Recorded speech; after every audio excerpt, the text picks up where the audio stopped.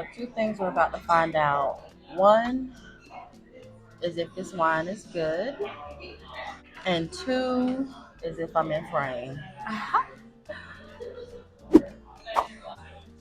So we're doing things a little different today. We're having a wine flight. I'm doing bubbly drinks, champagnes and bubbly rosés.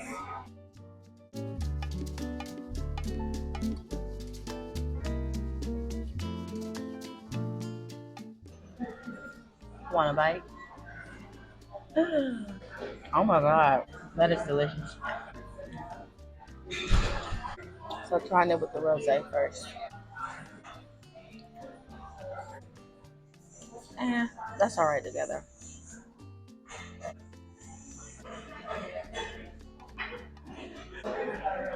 Trying it with the creamy one next. Okay, I'm a little surprised by that. That's actually a decent combination for my taste buds. So it's been a long week at work, and when I tell you this is needed,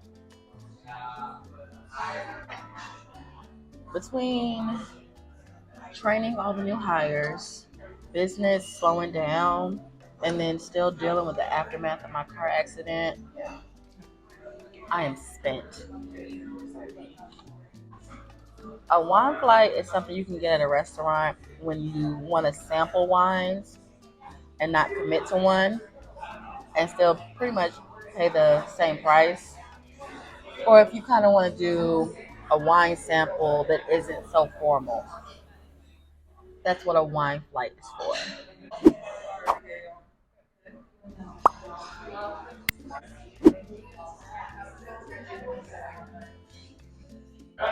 In case you were wondering, yes, I am feeling it.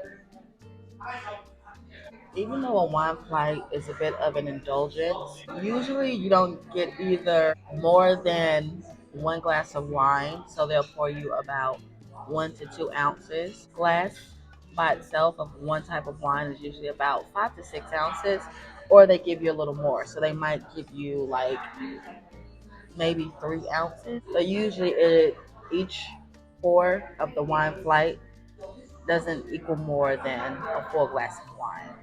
And now I take notes.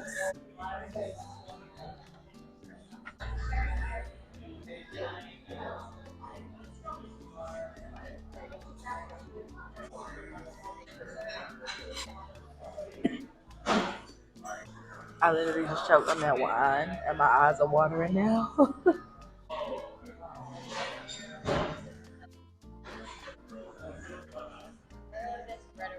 Right. So when I was younger in college, I like sweet wines. You know. I know that's where I'm at right now.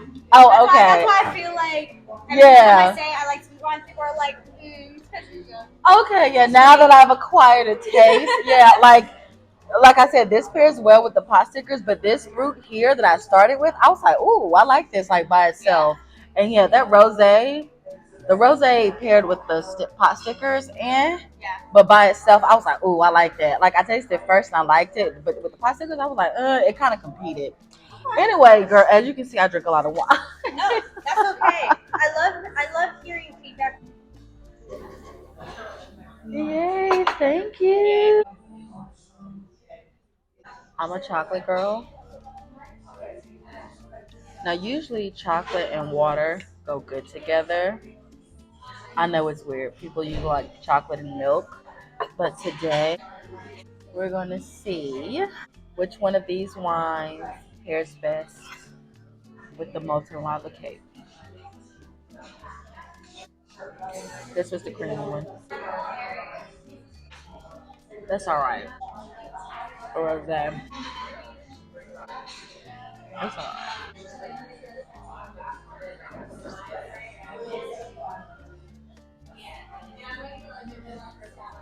Okay, the Brute wins. And we're back. All right, so I just left crew and I had me a yummy, delicious, bubbly wine flight. So my favorite, I don't want to start there. So I had three different ones. I had a Brut, I had a bubbly rosé, and then there was a Brut champagne.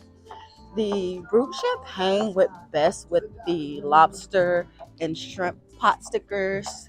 The rosé, it was a good standalone wine, and it went well with the raspberries and the molten lava chocolate cake. The first one, the Brut, that one was a really good standalone wine.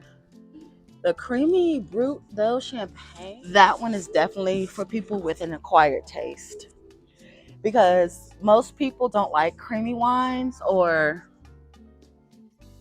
rather, most people prefer sweet wines. So a creamy wine might be off-putting to people. But overall, I'll say my favorites. Mm, Even though the rosé paired well with the dessert, and I liked it as a standalone, I think my favorite was the first one because it was a bit more like citrusy. I like citrusy, and it was more dry. Okay, so that one I will drink by itself any day. Okay, and then of course the rosé. That one's a close second, and I'll do and the creamy one, the Brut champagne, that's also a close second. So the rosé and the creamy champagne are neck and neck because they paired well with what I had to eat.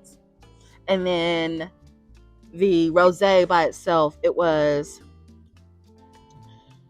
a good standalone wine. So the rosé was best overall, but for my personal bias, the one that was my favorite was the Brut because it had a citrusy flavor to it. So now I am going to head home, and I will see y'all later.